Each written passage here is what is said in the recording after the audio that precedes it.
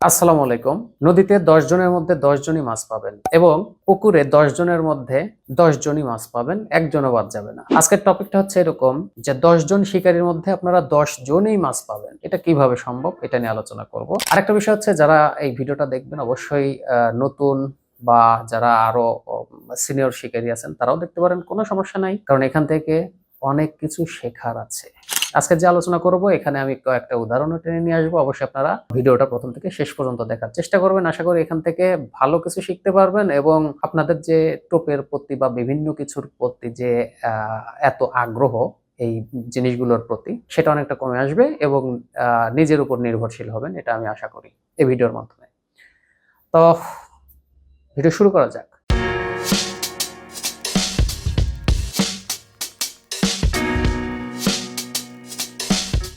তো এটা কিভাবে সম্ভব?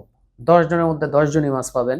তো প্রথমে আমি পুকুরের কথা বলবো, তারপর আমি নদীর কথাটায় আসবো। পুকুরে যখন আপনি মাছ ধরতে যাবেন, মনে করেন ১০ জন শিকারী পুকুরে মাছ ধরতেছেন। তো এখান থেকে ১০ জনের মধ্যে ১০ জনই মাছ পাবে। এটা হচ্ছে একটা স্বাভাবিক বিষয় পুকুরের ক্ষেত্রে। যে ১০ জন শিকারী আছে, এখানে ১০ জনই মাছ পাবে এরকম কেউ বলতে পারবে না যে পুকুরে মাছ ধরতে গিয়ে ৫ জন শিকারী মাছ পাইছে আর একজন পায় নাই, বা ৯ জন শিকারী পাইছে একজন মাছ পায় নাই। এরকম কিন্তু ঘটনা ঘটেনি, কখনোই ঘটা সম্ভব না। কেউ না কেউ কম আর বেশি মাছ পাবেই, এটা হচ্ছে একদম স্বাভাবিক বিষয়। তো নদীর ক্ষেত্রে যদি আমি বলি যে ১০ জন শিকারীর মধ্যে একজন মাছ পাইছে কিন্তু ৯ জনই পায় নাই, এটা কি অস্বাভাবিক? এটা হচ্ছে একদম চিরন্তন সত্য এবং এটা হচ্ছে একটা স্বাভাবিক বিষয়। এখানে অনেকেই বলেন যে ভাই অমুকে মাছ পাইছে, একই নৌকায় আমরা মাছ পাইলাম না বা আমি পাইনি, এরকম হয়েছে বিষয়টা। তো নদীর বিষয়টা হচ্ছে এরকম যে ১০ জন শিকারীর মধ্যে ৯ জন মাছ পাবে না, একজন পাবে। এটাও অত্যন্ত একদম সহজ ভাষায় বলতে গেলে একদমই স্বাভাবিক। এটাও অস্বাভাবিক কিচ্ছু না। এখানে আমি আপনাদের কয়টা উদাহরণ টেনে নিয়ে আসার কথা বলছি এই কারণে যে এখান থেকে কিছুটা শেখার আছে। আর একটা বিষয় হচ্ছে যে অনেকেই আছেন যে একদমই টোপের উপরে নির্ভরশীল, বলতে বাজারে যে টোপগুলো পাওয়া যায় এটার উপরে আপনারা একদমই নির্ভরশীল। আপনার নিজে থেকে কোনো কিছু করার অভিজ্ঞতা নেই বা আপনারা করেন না। এটা তো আপনি না করলে অভিজ্ঞতা কখনোই হবে না। তো এই যে টোটালি বাজারের উপরে নির্ভর হওয়ার কারণে বারবার ধোঁকা খাচ্ছেন, মাছ ধরতে যাচ্ছেন, মাছ পাচ্ছেন না, যার কারণে আপনাদের মধ্যে মাছ ধরার যে একটা প্রবণতা সেটা দিনে দিনে কমে আসতেছে বা মাছ ধরার প্রতি একটা অনীহা সৃষ্টি হচ্ছে। কিছু কথা এখানে আমি আরো অ্যাড করব, আপনারা একটু কষ্ট করে ভিডিওটা দেখবেন, আশা করি এখানে ভালো কিছু শিখতে পারবেন। তো আমি যদি নদীর বিষয়টার কথা বলি তাহলে আমি পুকুরের বিষয়টা বাদ দিব, কারণ এখানে এক কথাই শেষ যে ১০ জনের মধ্যে ১০ জন মাছ পাবে, এটা স্বাভাবিক বিষয়, এখানে অস্বাভাবিক কিচ্ছু না। কিন্তু নদীর বিষয়টা একটু আসেন, যেমন আমাদের মাছ ধরার বিষয় নিয়ে বলি যে একই জায়গায় দুইজন মানুষ এবং প্রত্যেকটা বড়শির ডিস্টেন্স হচ্ছে সর্বোচ্চ ২ হাত করে হবে, এরকম একটা ডিস্টেন্স আমরা সাজায় রাখছি। অথচ বারবার শুধু ডান পাশের সিপে, সারা দিন ডান পাশের একটা সিপে হিট হয়েছে, বা পাশের একটা সিপেও হিট হয় নাই। তাহলে আপনারা বোঝেন যে এখানে একজন মাছ পাইতেই পারে আর বাকি ৯ জন পাবে না, এটা স্বাভাবিক বিষয়। এখানে স্পটের উপরে নির্ভর করতেছে, ভিতরে বা নিচের কি পরিবেশ সেটা আপনারাও দেখতে পারেন না, আমরাও দেখতে পারি না। দেখেন ওইখানে দেয়া মাত্র টান হচ্ছে, আর বামে যেই ৪, ৫টা, ৬টা বড়শি পড়ে আছে এখানে কোনো টান হচ্ছে না। এই বিষয়গুলো আপনাকে বুঝতে হবে। এখানে আপনি যত ভালো টোপ আনেন আর যেটাই দেন ওটা কাজে আসবে না। আরেকটা উদাহরণ আমি দিব, সেটা হচ্ছে আমার এখান থেকে এক ভাই ১ বস্তা ফিট নিয়ে গেছে, যেটা দিয়ে আমরা টোপ বানাইছিলাম। উনি একটানা ৮-১০ দিন মাছ বাওয়ার পরে উনি মাছ পায় নাই, উনি হতাশ। তো উনি যখন হতাশ, ৮-১০ দিন না তার কম হবে, আমার সঠিক খেয়াল নেই। তো উনি যখন হতাশ তখন আমাকে ফোন দিছে যে ভাই আমি তো হতাশ, আমি তো মাছ পাচ্ছি না, তো এটাতে তো হিট হচ্ছে না। আমি বললাম যে ভাই এটাতে হিট হচ্ছে না, হবে, আপনি একটু ধৈর্য ধরেন, হয়তো কোনো না কোনো কারণে হচ্ছে না। এর কিছুদিন পরে আবার আমাকে ফোন দিয়ে বলতেছে যে ভাই এখন আমি মানে মানসিকভাবে এখন আমি শান্তিতে আছি। বললাম কেন? তারপরে তখনও কিন্তু উনি মাছ ধরেন নাই। ওনার পরিচয় আমি না বলি, তারপরে যতটুকু বলি আপনারা যদি জানার ইচ্ছা থাকে আমরা নেক্সট টাইমে তার পরিচয় সহ তার ভয়েস সহ আমরা দিতে পারবো, কোনো সমস্যা নেই। তারপরে যে কাজটা হয়েছে, আমাকে ফোন দিয়ে বলতেছে এখন আমি মানসিক শান্তি পাচ্ছি। বললাম কেন? তো বলতেছে যে ভাই আমাদের এক ভাই আসছিল যাকে নাকি লাড্ডু কিং বলা হয়, মানে লাড্ডুতে মাছ ধরতে পারে, ওনাকে কিং বলা হয় ওনাদের এলাকাতে। উনি ১ কেজি ছাতুতে ১.৫ কেজি পিঁপড়ার ডিম ব্যবহার করে আর অনেক কিছুই ব্যবহার করে। একই স্পট, ওনারই স্পট, উনিও এখানে বসে, ওনাকে উনি সুযোগ দিচ্ছে যে ভাই আপনি বসেন, দেখেন তো আসলে মাছ হয় কিনা। উনি বসেও মাছ পায় নাই, তারপরে উনি মানসিকভাবে শান্তি পাইছে।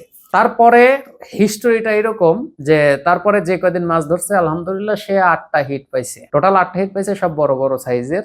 ছোট বড় মিশিয়ে আছে, তবে বড় সাইজই বেশি। তো লোকেশনটা হচ্ছে আপনার ওটাকে কি বলে, টাঙ্গাইলের বংশাই নদীতে। তো বিষয়টা আপনারা একটু ধৈর্য সহকারে একটু যদি বুঝতে পারেন তাহলে অবশ্যই আপনাদের জন্য ভালো। তাহলে আপনি দেখেন যে একজনই লোক, সে কিন্তু এত কষ্ট করে প্রত্যেকদিন বসেও কোনো হিট পায় নাই, তারপরে যখন এখানে টোপ চেঞ্জ করে আরেক ভাইকে, একটা কিং ভাইকে নিয়ে এসে বসালো, তারপরেও সে হিট পেল না। তাহলে এখান থেকে আমরা কি বুঝতে পারি? আসলে মাছ নদীতে প্রত্যেকদিন খাবে না, এটা হচ্ছে স্বাভাবিক বিষয়। এখন যখন আবার খাইছে, উনি কিন্তু ভালো মাছ পাইছে। ওনার যে মাইন্ড স্যাটিসফ্যাকশন, সেটা হচ্ছে যে উনি আগে প্রচুর টাকার টোপ কিনতো, হ্যাঁ প্রচুর, অনেক টাকা। উনি এই বছর মাছ ধরাই ছেড়ে দিতে চাইছিল যে আমি আর মাছই ধরবো না, এত টাকা পয়সা খরচ করছে। কিন্তু এখানে দেখেন অল্প টাকার টোপ দিয়েও সে এখন ভালো রেজাল্ট পাওয়ার পরে সে এখন অনেক খুশি। এটা আপনাদের যদি বাস্তবে শোনাইতে পারতাম হয়তো আপনারা বুঝতে পারতেন। আসলে আমি তার প্রাইভেট কোনো কিছু আপনাদের সামনে আনতে চাচ্ছি না, তারপরেও যদি, আমি জানি অনেকেই বিশ্বাস করবে না, আবার হ্যাঁ এরকম আছে অনেকেই এই টোপে মাছ পাইছেন, কিন্তু আমি কিন্তু আপনাদের উদ্বুদ্ধ করি একটা কারণে, যে সবকিছু নিজে বানানো শেখেন এবং মাছ ধরার প্রতি আগ্রহ আপনার বাড়বে। আর এই বাজে খরচগুলো করে আপনি কখনোই যে সাকসেস হতে পারবেন না, এটা ভুল ধারণা। আপনি কখনোই সাকসেস হতে পারবেন না যদি আপনার নদীর পরিবেশ সবকিছু যদি ভালো না থাকে, সেটা যে কোনো টোপ হোক, সেটা আপনার বানানো টোপ হোক। টোপের বিষয়টা আমি সবসময় এইভাবেই বলি। এখানে যে কথাগুলো বললাম সেটা হচ্ছে যে আমরা নদীতে বসে কেউ হতাশ হব না, কারণ এটা হতাশার জায়গা, কিন্তু ধৈর্যশীলদের জন্য কিন্তু এটা হতাশার জায়গা না। কারণ যারা প্রফেশনাল শিকারী আছে, হচ্ছে নদীর শিকারী, তারা কিন্তু অবশ্যই বোঝে যে হ্যাঁ মাছ হবে না, এটা স্বাভাবিক, হচ্ছে না এটা স্বাভাবিক, হবে একদিন, হয়ও একদিন, এরকম হচ্ছে বিষয়। তো এই জন্য যারা আছেন, অনেক ভাই আছেন যে ভাই আমি তো এইভাবেই টোপ দিলাম কিন্তু আমি তো মাছ পেলাম না, আসলে আপনাদের জন্য আমি কি বলবো, আপনাদের ক্ষেত্রে আমার বলার কিছু নেই। আর একটা বিষয় এখানে আছে, একজন এখন মনে করেন হাজি বিরিয়ানি, হ্যাঁ হাজি বিরিয়ানি, ওনারা রান্না করে, সেম মশলা আপনার হাতে দেওয়া হলো, সবকিছু আপনাকে দেওয়া হলো যে আপনি এখন এটা বিরিয়ানিটা রান্না করেন। এখন ওইখানে যে এরকম রান্না হবে আর আপনি করলে যে একই রকম হবে, এটা কিন্তু না, একটু হবে না, কারণ ওটা মনে হচ্ছে বাবুর্চি, ওনার তো রান্নার স্টাইলটাই অন্যরকম। আর আপনি আগেই হতাশ হয়ে যাচ্ছেন, আগে টোপ ব্যবহার করেন, নিজে আরো ভালোভাবে ঠিকভাবে ব্যবহার করতে পারতেছেন কিনা এটাও একটা সন্দেহ আছে। অনেকে লাড্ডু এমন ভাবে দেন যে সারা দিন পরে থাকলে ওই লাড্ডু জীবনেও ভাঙবে না, আপনি ওই টোপে মাছ আশা করতে পারেন না। লাড্ডুর কিছু এরকম কিছু রিকোয়ারমেন্ট আছে যে এই কয় মিনিটের মধ্যে আপনাকে লাড্ডু ফাটতে হবে, এবং এই এই ফাটলেই তবে এই এখানে মাছ হওয়ার, হিট হওয়ার সম্ভাবনাটা বেশি থাকবে, এরকম হচ্ছে বিষয়। তো যাই হোক, ভিডিওটি কেমন লাগলো অবশ্যই জানাবেন।